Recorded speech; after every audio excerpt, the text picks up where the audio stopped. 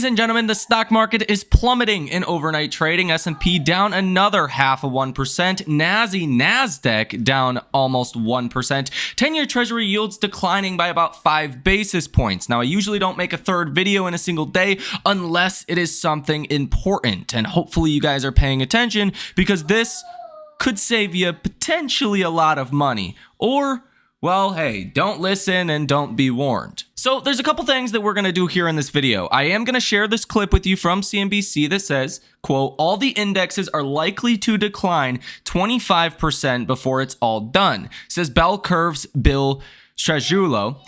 We're also going to take a look at the bad news that Elon just gave for Tesla stock investors that is causing Tesla stock to plummet. Another measly 5% here in after hours. Ladies and gentlemen, Tesla stock is down to $110.80. You're down 5% in overnight trading, following a 15.5% decline today. This is a 20% move lower overnight. And I think some of it has to do with Elon's, it's like good and bad news, okay? What Elon has to say. I want to know your thoughts on it down below in the comment section. Elon Musk responds to this post of the single largest day drops in Tesla's history. You're looking at anywhere from 15.4% on the low end, which is what happened today. This happened back in 2010 and now in 2025. You also have the worst day on record, which was September 8th, 2020, when Tesla fell 21.1% in a single day. You know, this is up there with the worst of the worst you've ever seen in Tesla, let alone like what we've already seen and what now we are seeing in after hours. Technically, if you include what we're seeing in after hours right now, this would be the second worst decline in a 24-hour period for Tesla stock. And if the sell-off gets worse from here, this is going to be something you have never seen before. And honestly, go ahead and follow me on X if you have not done so already. It's Michael Tyler over there. And I just share this screenshot that I took from Robinhood. I think it's a beautiful chart. Like, it's nasty, but it really puts it into perspective. We have never seen a sell-off like this before. Now, Tesla has went lower than $210, right? We were $100 and much lower than that before COVID and even into 2020. But you've never seen Tesla sell off this fast. And no, this has nothing to do, well, let me rephrase that. Most of this sell-off has nothing to do with Elon's affiliation to Trump, the protest at Tesla stores. This has really nothing to do with the 9,000 reduction in deliveries in January of 2025 versus January of 2024, that 45% decline in Europe. Really has not much to do with some of the weakness in China. Everyone knows that Tesla has switched their factories to the new Model Y. That, you know, that is causing a lag. Like, this is not rocket science, right? Tesla is getting destroyed because Wall Street is essentially telling you we're plummeting into a recession as we speak. Get this shit out of the portfolio. That is what people are saying. And that's what my post says here on X. I say either Tesla is screaming we are plummeting into a recession, or this is the biggest false flag in history. We have never seen anything like this. And I would like your thoughts down below in the comment section, because this doesn't just happen, okay? This is like the entire reworking of Tesla at this point, right? People are totally reevaluating the company, not because of what the company is doing, but because of the economic environment that we could be heading into. The reason I feel like this is so pressing is because you're essentially getting a leading indicator, okay? It's like knowing what the next inflation report is, or the next speech from Powell, a pivot, if you will, something big, like days or weeks before it actually happens. That's essentially what you're seeing with Tesla. Tesla is a leading indicator to what you are going to see in the broader markets. And the more you kind of follow this story of Trump and tariffs and, recession and what the markets are doing, the more it looks like Trump is dead set on pushing us into a recession, for better or for worse. Okay, I'm not the guy to argue what's better or worse for America long term, but I can tell you short term, it's going to be hard to avoid a recession with stocks plunging like this. Even in the time of recording this video, a few short minutes, S&P futures are now down 0.61%, NASDAQ now down about 1%. That's ugly. Okay, Donald Trump says that the stock market plunge is not as meaningful as business activity. The Trump administration is downplaying the weeks-long stock market sell-off, chalking it up to, quote, animal spirits. That's not what's happening. Markets are pricing in a recession. And most of the time, if you see Tesla fall this much, if you see momentum get killed this much, you're heading into a recession, okay? Even in 2022, you had Q1, Q2, negative GDP. You were in a technical recession. You didn't have the labor market weakness, but I would argue that we never went into a recession in 2022 because of the government spending so much money, right? All the $1 trillion+ stimulus packages we still had going on at that time. That's probably why we never entered a recession. You throw Doge, you throw, market instability, you throw tariffs and all of these other things that are going on right now that are hurting confidence, and you will find yourself in a recession. Now, as a lot of people have pointed out, the Great Depression was partly due by tariffs. Now, it was the passage of the Smoot-Hawley tariff that worsened the effects of the Great Depression. Technically, you were already in the Great Depression a couple of months, but this made it 10 times worse, where exports and imports dropped by 67%. Now, I'm not suggesting we're going to go into a depression, so don't run away with that.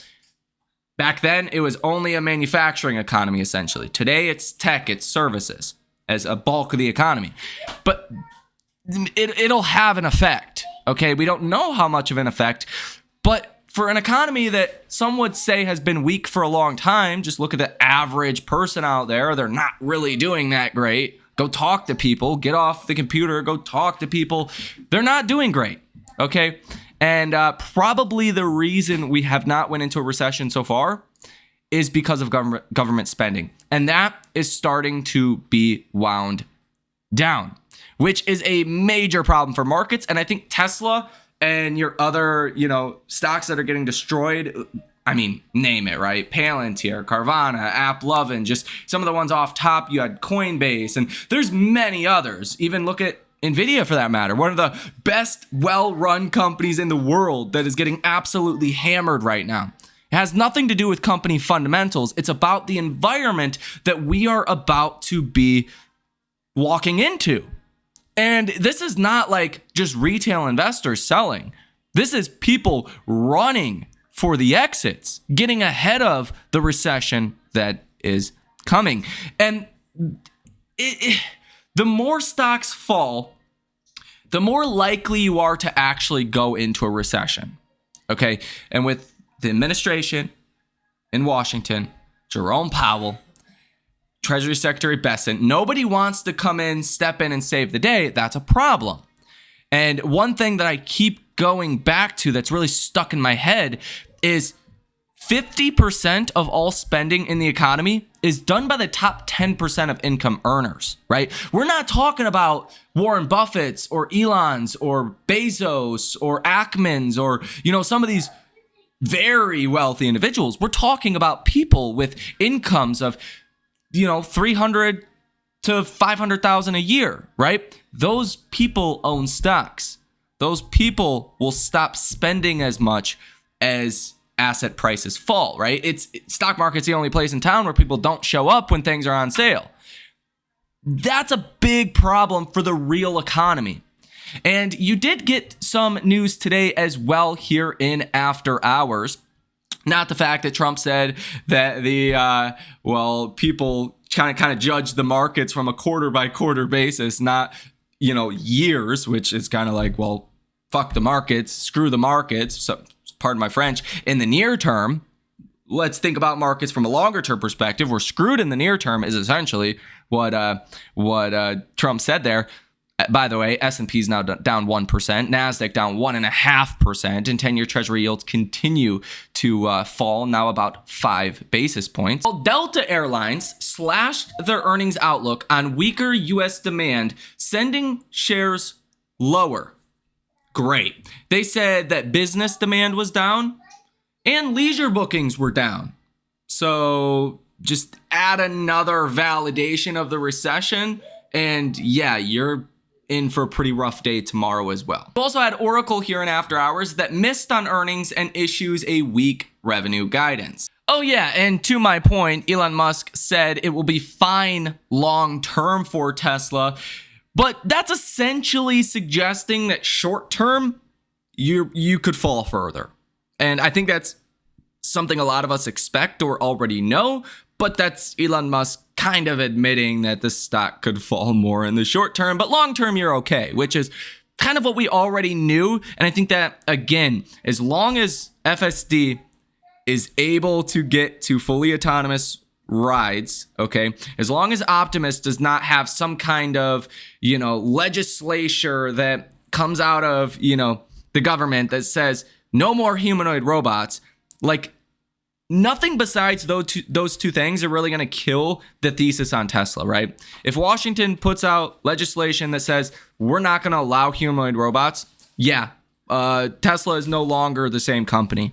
If Tesla announces or proves to us that they will never be able to conquer full self-driving, that changes the thesis, right?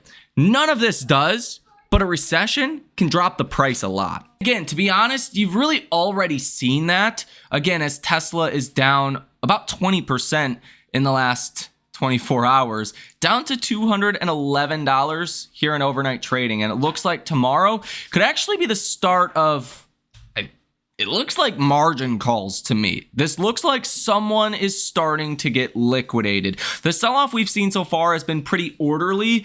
You haven't really seen the VIX get above 30 at all yet. You haven't seen a spike to 40, let alone 50 or 60 like you had in August, right?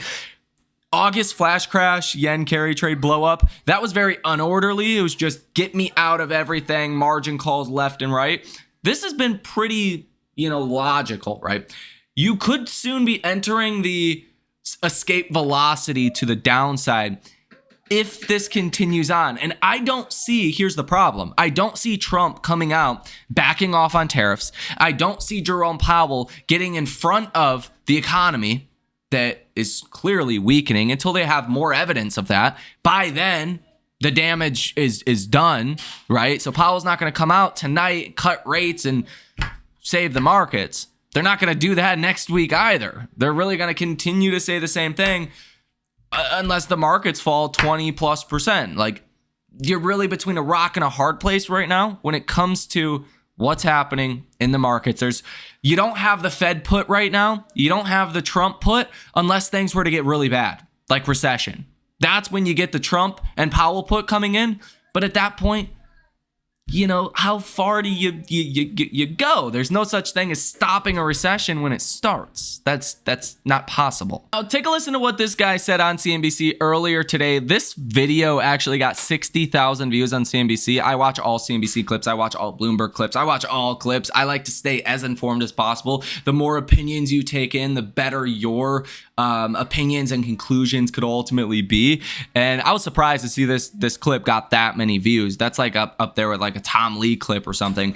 Well, he says all indexes are likely to decline 25% before it's all done, suggesting that it could be even worse than that. And I was really taken aback when I heard this. So take a listen. Welcome to you both. Bill, you say you've gone from one of the most bullish to one of the most bearish guests we have on. And so right now, is that your feeling? Watch out for the downside? Oh, absolutely, Kelly. Look, for months I talked about the S&P going to 6,000, NASDAQ 100 going to 22,000, 22,500, the Dow going to 45,000. That seemed like a pipe dream in early 2024, mid-2024. I talked about this on CNBC on April 10th, almost a year ago. Now we've hit those targets. And so the key factor here is the major long-term trend driving this rally, the rally off the March 2020 lows and the height of the pandemic, when it became clear that we were going to get historic monetary and fiscal stimulus. That rally is tapped out. You know, people come on these shows all the time and say they're long-term investors. You want to stop an interview in its tracks? Ask them, what's the long term? Is it 3 years, 5 years, 10 years? Is it going back to 1929? 99 out of 100 people have no idea what to say. The long-term trend driving this move started in early 2020, in the height of the pandemic, when it became clear we were going to see historic monetary and fiscal stimulus. That is basically tapped out across the indices. I sent you the charts, the bar charts, the volume over price charts. And so that's the key factor that really got us to turn bearish. The second thing that, you know, we didn't anticipate until the last several months is the Trump administration. Every policy they have, whether it's tariffs, mass deportations, extension of the 2017 tax cuts, they all either hurt the economy, stoke inflation, or both.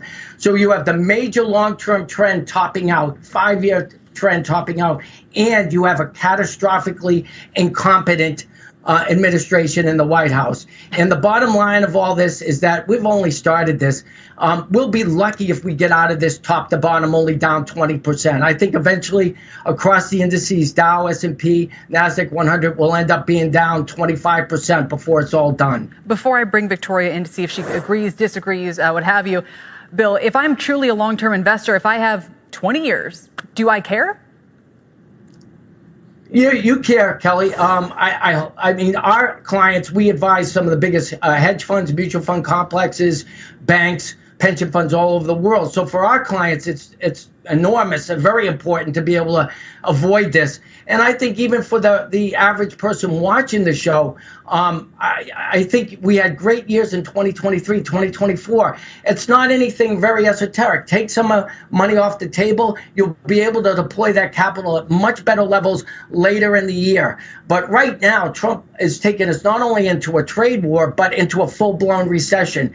And I think the mistake people are making is that we've been spoiled with these V-bottoms. We go down 10 or 12% and go right back up. This is not going to be like that. We are going to be in for a much deeper drawdown, and I think something that's going to last a significant amount of time. Yeah, again, that's ahead of where, you know, most of the sort of the economists you talk to, even the bearish ones, are kind of in the camp of, okay, we only grow 1.5%. I haven't seen any recession calls yet, but to your point, it's the market's job to try to discount that ahead of time. Now, as I said before in the video that came out earlier today, tomorrow morning we have critical economic data. Like, man, if there was something to get the Fed to pivot, like, sooner than later, it's tomorrow's data, okay? It is the JOLTS job openings, comes out at about 10 o'clock in the morning. So after markets are already open. We're expecting job openings to actually rise in January to 7.75 million. Now, kind of like the jobs report we just got on Friday,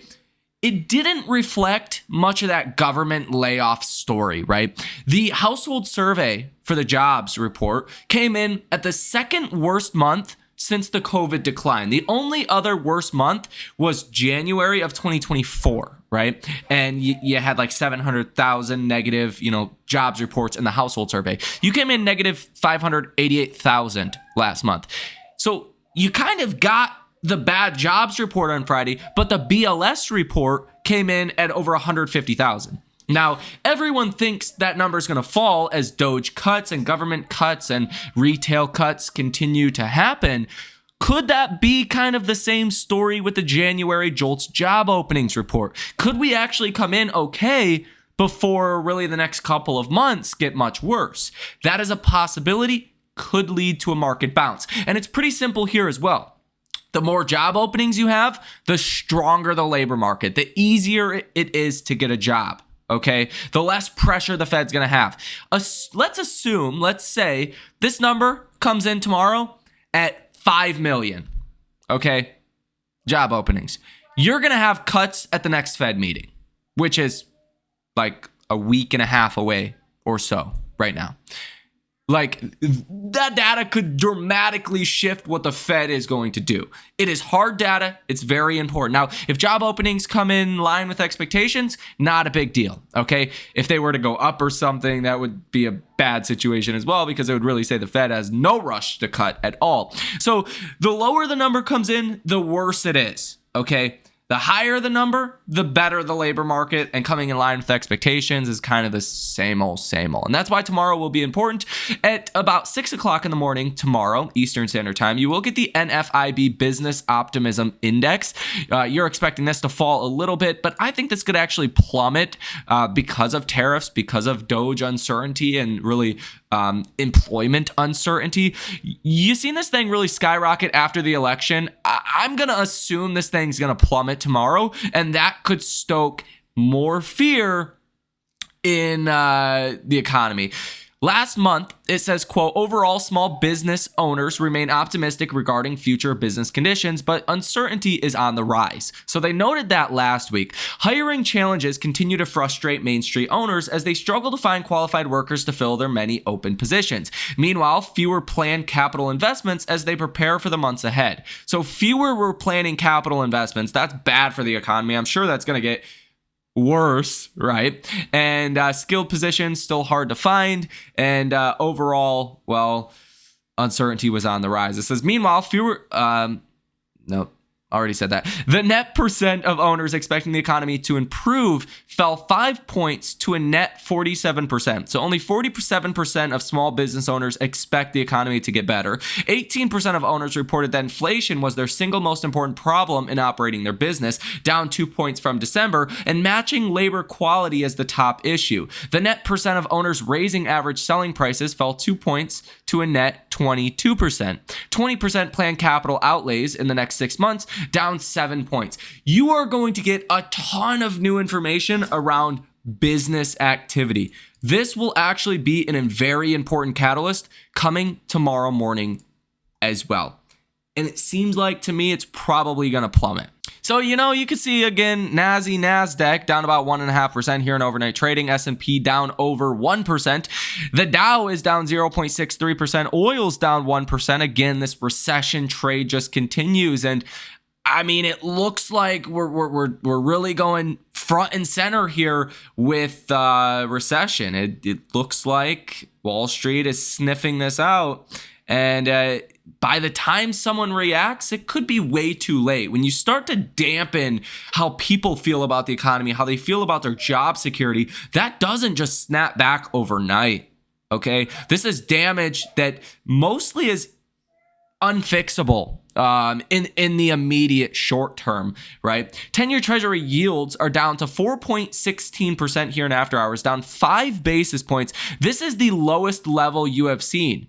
Okay, the other lowest level was on March 3rd when you hit 4.18%.